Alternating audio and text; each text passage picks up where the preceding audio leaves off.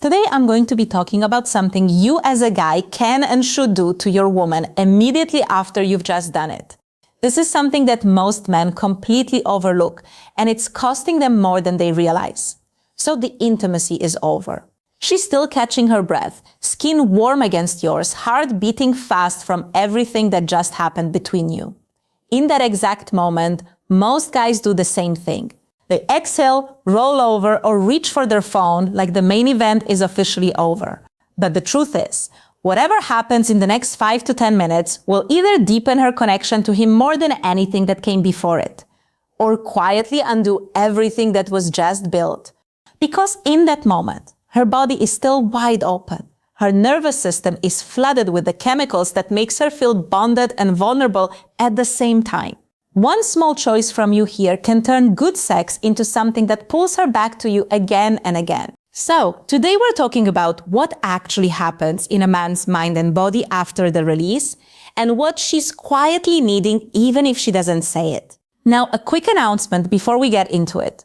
Videos like this one don't usually make it to the main channel, and that's because videos like this comes directly from personal requests made by loyal subscribers who wanted something more intimate and more detailed than what I normally cover publicly.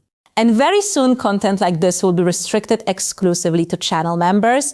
So if you don't want to miss out, and if you want to request your own private personal videos, join the membership now. Don't sleep on it. Now, let's get into it. 1. Pull her close. Most men don't realize that the moment intimacy ends is actually when one of the most important opportunities begins. She's in a state of genuine vulnerability. In those first few minutes, her nervous system is open. Her guard is completely down, and she's more emotionally present than she is at almost any other point in her day. What happens in that window, how he chooses to show up in those quiet minutes, lands with a weight that is completely disproportionate to how simple the gesture actually is. Pulling her close is the first and most important move. Not rolling away, not reaching for the phone, not physically present, but mentally already somewhere else. Just pulling her in, letting her settle into him, creating the kind of physical closeness that tells her nervous system without a single word that he's still there. That the intimacy didn't end the moment the physical part did. What this does psychologically is profound. A woman's biggest vulnerability in this moment is the fear that she just gave something real to someone who has already mentally moved on. That quiet fear of being left alone in a moment she's still fully inside is what pulling her close immediately dissolves. Her breathing slows, her body relaxes into his. The emotional charge of the moment settles into something warm and safe, rather than something exposed and uncertain. Gentle touch in this position amplifies everything.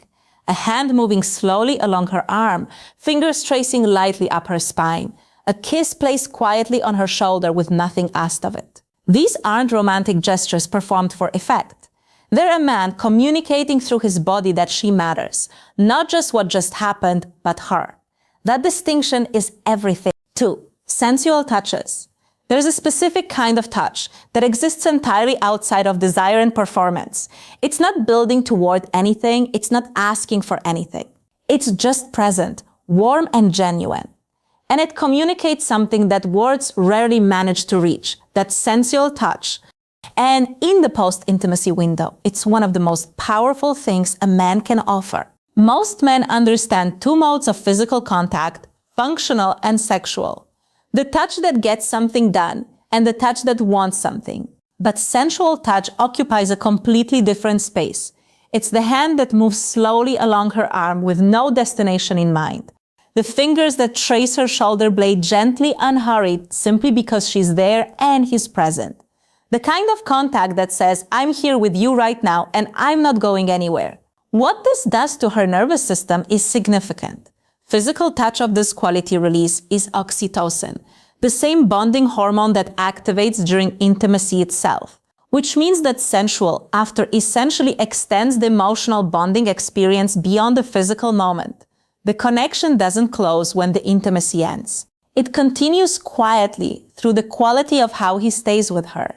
It also communicates something about his character that the intimacy alone never quite reaches. A man who desires a woman physically is common.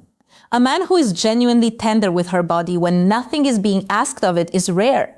And she feels that rarity immediately, the sense that he's not just there for what she gives him, but for who she actually is. That distinction, communicated entirely through touch, is what separates a man she enjoyed from a man she keeps thinking about. Now let's talk about what to say and what not to say in this moment. The post-intimacy window doesn't require a speech. It doesn't need a deep conversation or a declaration of anything. What it needs is something much simpler. The right quality of words delivered in the right tone at the right moment. Most men either say too much or say nothing at all. The ones who say too much fill the quiet with nervous energy, jokes that deflect, questions that shift the mood, commentary that pulls both people out of the moment and into their heads. The ones who say nothing create a silence that can feel cold and uncertain, depending on how it lands, leaving her alone in an emotional space she was hoping he was still in with her. What works is something in between. Warm, simple, genuine. A few words that communicate presence without demanding anything in return. Something as quiet as "you okay?" asked with genuine softness, her name spoken without anything attached to it. A simple, honest expression that he's glad she's there, that the moment was real for him, that he's not in a hurry to be anywhere else. The specificity matters more than most men realize. A generic compliment in this moment lands flat because it could have been said to anyone. But something specific to her, something that references a real moment, a real quality, something he actually noticed, tells her that he was genuinely present, that he was paying attention to her specifically, and not just to the experience in general. Tone carries more weight than content in this window. She's not really listening to the words. She's feeling whether they're real, whether there's warmth behind them or performance, whether the man saying them is actually still in the room with her. Speak less, mean it more. 3. Presence over a phone. Nothing undoes the intimacy of the last hour faster than the glow of a phone screen in the first 5 minutes after. It sounds small. It probably feels automatic, a habit so deeply wired that he doesn't even register doing it, but she registers it immediately. The moment his attention shifts from her to a screen, something in the emotional temperature of the room changes. Not dramatically, not with a scene, just quietly. The warmth that was just built starts cooling before it had a chance to settle. Here's what that moment communicates, whether he intends it to or not. That whatever is on that phone is more worth his attention than she is right now. That the window he just shared with her has closed on his end, even though she's still fully inside it. And that the connection she just felt real, genuine, something she was still sitting in, was apparently more significant to her than it was to him. That's a lot of information delivered by a single reflexive reach toward the nightstand. Genuine presence in this window doesn't require effort or performance.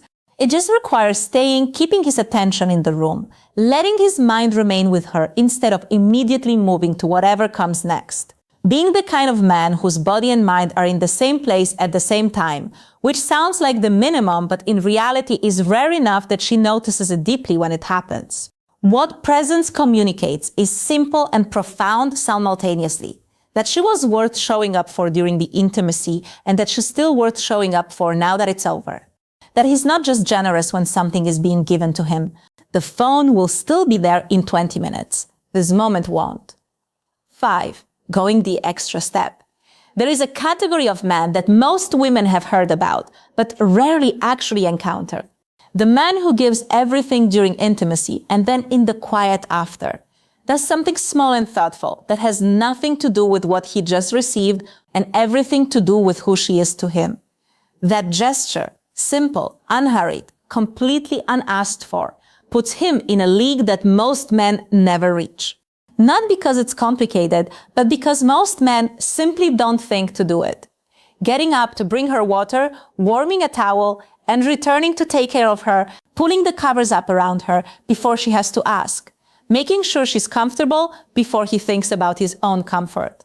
These aren't grand romantic performances. They're quiet expressions of genuine care that communicate something her nervous system receives immediately and files somewhere permanent. What these gestures actually say is this: that he sees her as someone worth taking care of. Not just during intimacy when something is being shared between them, but after it, when nothing is being asked and nothing is being given except attention and consideration.